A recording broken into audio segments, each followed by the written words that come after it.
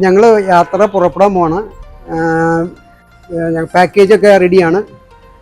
ഇനി ബാക്കി കാര്യങ്ങളൊക്കെ പോകുന്ന വഴിക്ക് കാണിക്കുന്ന പറ്റുമെങ്കിൽ ഏതൊക്കെ കാണിക്കാൻ പറ്റുമെന്ന് വെച്ചാൽ കാണിച്ചാൽ കേട്ടോ. Bye bye.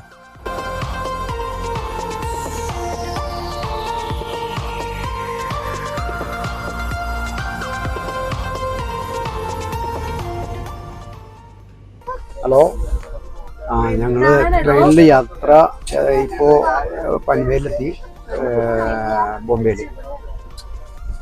ഞങ്ങളിപ്പോൾ നാളെ ഒരു ഉച്ചയോടുകൂടിയാണ് ഈ ആംസ്റ്റർഡാമിൽ എത്തുള്ളൂ. ഏകദേശം കുഴപ്പമില്ല, നല്ല യാത്രയാണ്. ഞങ്ങളെ കൂട്ടത്തിലുള്ള കുറേ പേരുണ്ട്, അവരെയൊക്കെ ഒന്ന് കാണിക്കാം. ബാക്കി കാര്യങ്ങൾ പിന്നീട് കാണിക്കാം കേട്ടോ. ഇതിപ്പോൾ ഞങ്ങൾ വന്നിരിക്കുന്നത് വാഗ ബോർഡറിൻ്റെ, അതായത് പാകിസ്ഥാൻ ഇന്ത്യ ബോർഡറിൻ്റെ ഭാഗത്താണ്. അവിടെ വണ്ടി പാർക്കിംഗ് ഏരിയ ആണ്.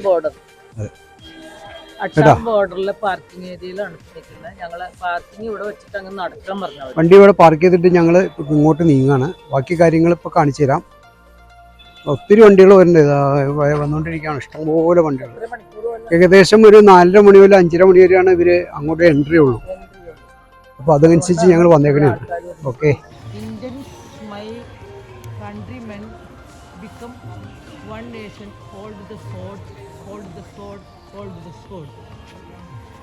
ഇവിടെ മുഹമ്മദ് ഇക്ബാലാണ് എഴുതിയിരിക്കുന്നത്. സാരെ ജഹാൻ സെ അച്ഛേ ഹിന്ദോസ്ത് ഹമാര ഹം ബുൽബുലേ ഹേ ഇസ്കി യേ പുൽസിത് ഹമാര. അപ്പോൾ ഇങ്ങനെയൊക്കെയുള്ള കാര്യങ്ങളാണ് ഇവിടെ കാണുന്നത്. അങ്ങനെ ഞങ്ങൾ വാഗ ബോർഡിന്റെ തൊട്ടടുത്തെത്തി. ഇന്ത്യയുടെ ബോർഡറായത് ഈ ബോർഡർ തന്നെ നോക്കിക്കോട്ടെ. അതായത് കംപ്ലീറ്റ് ചുറ്റാണ്. ഇപ്പം ആ ഭാഗമാണ് ഇപ്പം കാണുന്ന, ഈ ഭാഗമാണ് ബോർഡർ. അങ്ങനെ പോയിട്ടിരിക്കുകയാണ് കേട്ടോ. അത് വണ്ടി പാർക്കിംഗ് ഏരിയ ആണ്. ഇതൊക്കെ നമ്മുടെ പാകിസ്ഥാൻ ഇന്ത്യൻ്റെ ബോർഡാണ്. ബോർഡർ ഭാഗമാണ് ഈ കാണുന്നത്, വാഗ ബോർഡ്. അപ്പം ഇതിൽ ലേഡീസിന് ഒരു സൈഡിൽ കൂടെയും ജെൻസിന് ഒരു വഴി കൂടെയൊക്കെയാണ് പ്രവേശിപ്പിക്കുന്നത്. അതുകൊണ്ട് ഞങ്ങൾ തിരിഞ്ഞ് നടന്നുകൊണ്ടിരിക്കുകയാണ്.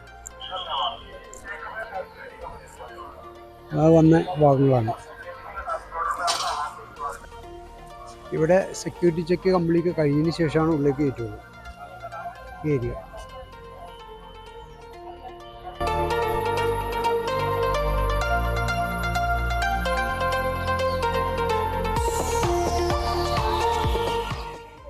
അങ്ങനെ ഞങ്ങൾ വാഗ ബോർഡിൻ്റെ അടുത്തേക്ക് പോയിരിക്കുകയാണ്. ഇത് ഒരാള് എന്താ ഇപ്പൊ വാഗ ബോർഡറിന്റെ അവിടെ എത്താറായി. ഞങ്ങൾ നടന്നിങ്ങനെ പോകും. ഈ ഭാഗത്ത് നമ്മൾ നടത്തിയേ വിടുള്ളൂ.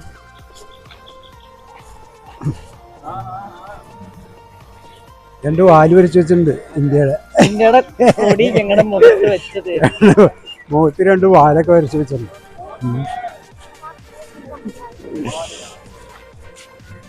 എന്തായാലും Wagah border, Pakistan India border.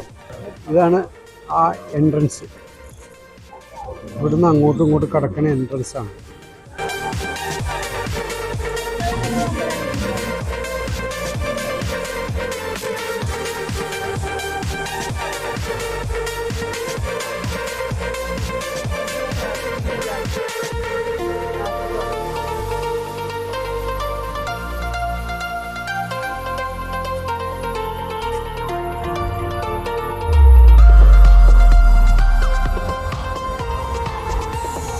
ബോർഡിൻ്റെ ആ എൻട്രൻസ് ആണ്.